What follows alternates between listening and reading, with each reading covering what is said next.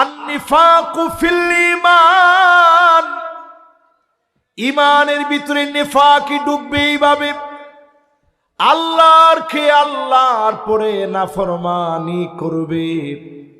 আজকে থেকে খাওয়া শুরু করেন বিসমিল্লাহ বলে, আলহামদুলিল্লাহ বলে খাওয়াটা শেষ করেন।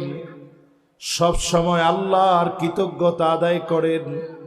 সুস্থতার সময় নামাজ পড়েন, বার্ধক্য আসার আগে নামাজি হন।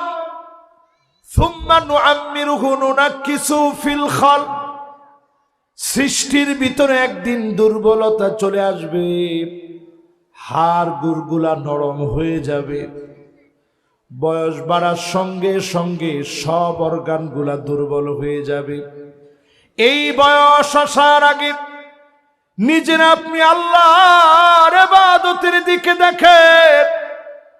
ও আমার মহব্বতের যুবকেরা, শাবুন নাশা ফি ইবাদাতিল্লাহ, যৌবনের এই সময়টা যদি ইবাদত করে কাটাতে পারেন, অবশ্যই যিনি আপনার জন্য আরশে আজিমের নিচে ছায়া দিয়ে দিবেন তিনি কে?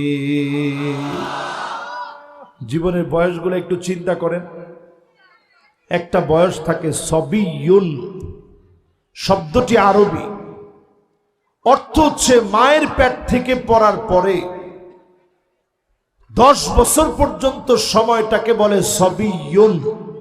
একটু আরবিতে বলেন তো কি? সবাই বলেন আর জোরে, জোর হলো না। আচ্ছা, এরকম সবিয়ুন বা শিশুকাল, দৌড়াদৌড়ির বয়স আমাদের ছিল না? ছিল না?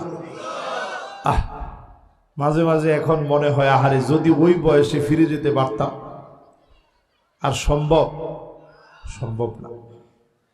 এরপরে একটা বয়স আসবে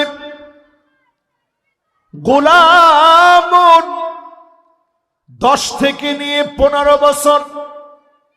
10 থেকে নিয়ে এই সময় সন্তানরা আদর করে ঘুম পড়ায় রাখেন না, যে এত ঠান্ডা তো থাক, ঘুম থেকে উঠা দরকার নাই, টান দিয়ে উঠান, নিজের সঙ্গে নামাজে নিয়ে যান। গোলামুন, ছোট্ট শিশু যদি নামাজি হয়ে যায়, আপনি দেখবেন ওর নামাজ, বৃষ্টি হোক, বর্ষা হোক, ঝড় হোক, কোনোভাবে তার নামাজকে থামানো যাবে না। জোরে কোন আল্লাহু আকবার। অনেকেই দেখবেন আমাদের কাছে এসে অভিযোগ করে যে হুজুর ছেলেটা অমানুষ হয়ে গেছে। কারণ ছেলেটারে যে